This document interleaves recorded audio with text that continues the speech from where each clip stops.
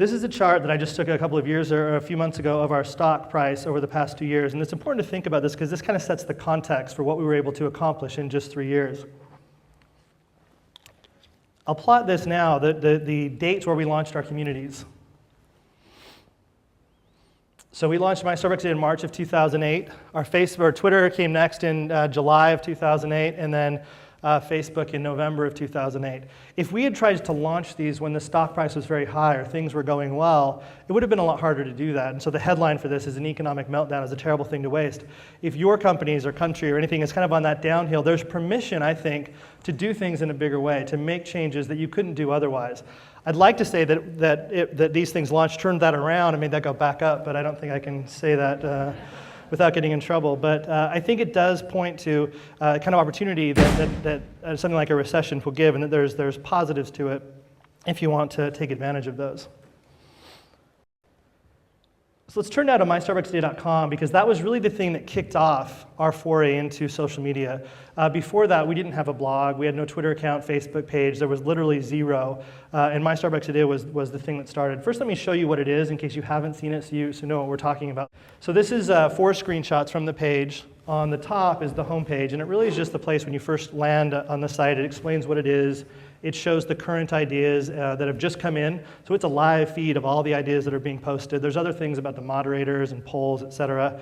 And there's really just 3 things you can do from the site. One is submit an idea. So the bottom left shows what that form looks like, and it's just a place that you can go and tell us whatever you think. And it's free form. You can write anything you want.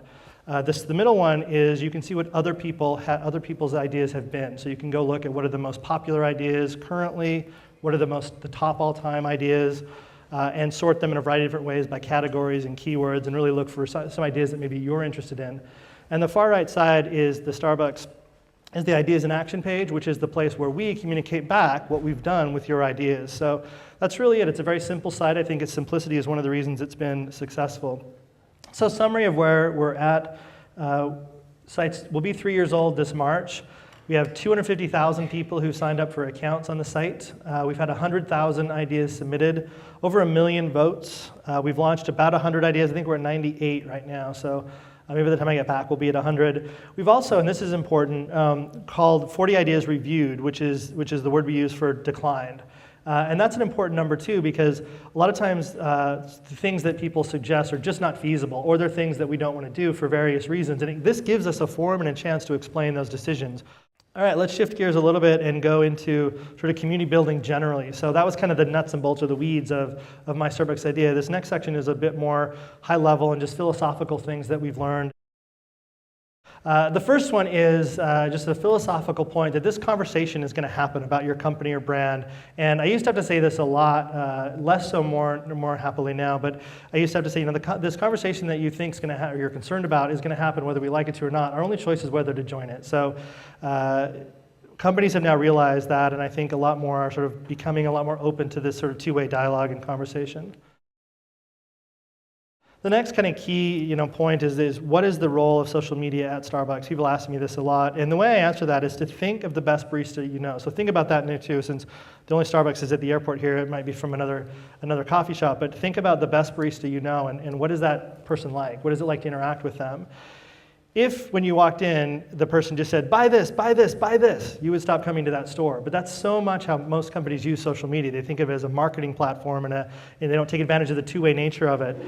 Instead, I think what that person you're imagining, what he or she is probably like, is they're passionate about coffee, they're funny, they're very interesting, they're engaging and open and friendly, and they just make you feel better about having come into that shop or spent some time with them. And so that's what I think. When you interact with Starbucks in social media or digitally, that's what we're really aiming for is that best barista experience with everything except for, I guess, handing you the cup of coffee, unless we can figure out how to do that one.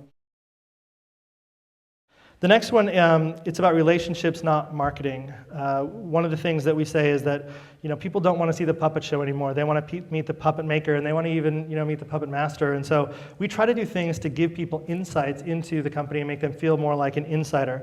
The next one is make it clear where to start. We conscientiously didn't want to take the model or adopt the model of having 12 Facebook pages and 15 Twitter accounts, each for specific department. We intentionally wanted there to be one place to start with us in each channel. So all the way down to the URL, facebook.com/Starbucks, youtube.com/Starbucks. Any new community we launch is always that /Starbucks, just so you know where to start. Ask for forgiveness, not permission. This is all new, and there's a lot of times where you're not sure what to do or what the right call is or where the innovation is going to lead.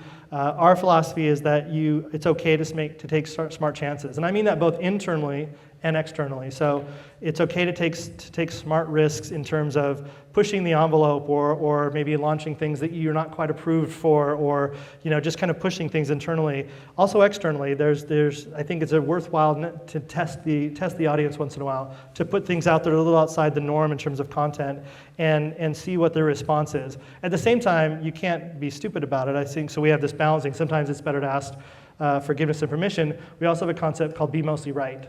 That because this is all new, you better be right most of the time or have a really good reason why you tried something before you did it. The next kind of over principle is give your fans great content. When we first started in social media, I kind of called ourselves content archaeologists. We were constantly trying to find, come on, give me something that will be good, something the community will care about. Now we've reached the level where all the business units within the company want to be on our Facebook page and on Twitter, and so they're giving us stuff. We're more content filters, but I really view what my team does as a media company. I mean, we were a little tiny media company inside Starbucks, publishing content to our communities. Most of the daily interactions we have with our customers are completely free. Here's one of them where the night before the Where the Wild Things Are movie was about to come out, someone put the soundtrack to it on my desk, and we were going to start selling in our stores the next week. And so I just opened it up, took a picture of it, and posted that to Facebook. That week was in the midst of the launch of a key product for us, and we'd been talking about it all week. This post got more reaction than anything else we did all week. So we had kind of this idea that we're going to talk about all these things, and what people really cared about was this thing that took less than 5 minutes from the time I thought of it till the time it was live. We had 15,000 people respond to this picture and say they liked it or give a comment, and the CD sold out immediately. So it isn't something you have to go, I don't want to give the impression that you have to be making really expensive video productions. It doesn't have to be like that. In fact, this post with the Wild Things Are soundtrack got so much interest that I went back to the label over the weekend and said, you've got to give us some more. People are very excited about it. So they gave us a video that was a soundtrack, or the making of the soundtrack video. So we posted that on Monday. Another key philosophy for us is that how many fans or connections or followers you have doesn't matter, but what they do is what counts. And this is a short list of kind of the things that if you're following us, we want you to do, kind of in order of priority or order of ease. At the first level, we want you to read, watch something, to be entertained, to be amused, to have something that makes you feel something about Starbucks. The second one is to respond. So that's another level in terms of difficulty. We hope that you'll like things or vote or comment. Sign up for further communication, obviously a key goal, either by becoming a follower on Twitter or signing up for an email communication to us. Share content with someone else, that's a key one. If you all share things that I put out, it makes less work for me, so I want that to happen. And then the final two really are the highest order of magnitude, and in some ways the ones we care about the least, but buy something or become an advocate. Those usually aren't the primary drivers for content that we put out, but it certainly is a key one, and we hope that it happens. The next one is it's kind of worded a little controversially, but one of the things we say is if it doesn't matter on Twitter, it doesn't matter. What we mean by that is that instead of having my team out there scouring every blog and every Facebook page and everything else that's going on in all of the digital communication, we let everyone else do that for us, and we just follow Twitter to see what gets posted there. And I've yet to have something that blew up on YouTube or a blog that wasn't on Twitter. So this is kind of a shortcut for us, and especially if you don't have the resources of a large company, but you want to know and get the heads up of what's going on. Follow Twitter very carefully. Set up this. In this case, it's a screenshot of TweetDeck, but set up something that shows things that you care about in keywords, and just monitor that. We have 2 or 3 people who spend, you just have this going on their screen all the time, and I've yet to see something that was sort of on here that surprised me, that some executive walked by and said, about, and I would say yes, because hopefully someone's told me about it before that happened, but just a shortcut there. The next slide, don't outsource your voice. This one is controversial. It has been a really scary and terrifying slide.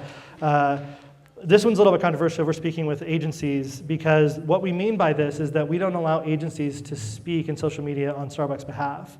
We allow agencies to be, to carry the analogy, to be our eyes and our ears, our hands, even our brain to some extent to help us think through strategies, but the person talking, they can't be our mouth. And the reason for that is just simply one of disclosure. It's much more powerful if you're on a Twitter account in the US or anywhere else in the world and you say, I'm a former barista, and here's what I believe about this thing we're talking about, then, hi, I work for XY agency and I was paid to tell you this, and here's what I have to say about it. So we find this one still to be, I still think, a lot of companies are doing this, and we have a lot of pressure within Starbucks sometimes, especially in specific countries, where they say, well, we don't have enough resources to have someone be on Twitter account full time. I said, well, then you can't be on Twitter. That's just, if you're going to be successful, you have to follow these things you have to follow the parameters and rules that will make it successful, and this just happens to be one of them.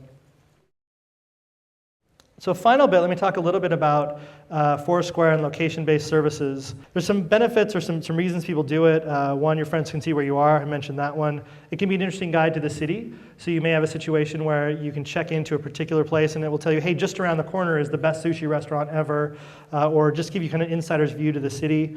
Some other elements of these sites can be gameplay, like there can be badges or societies.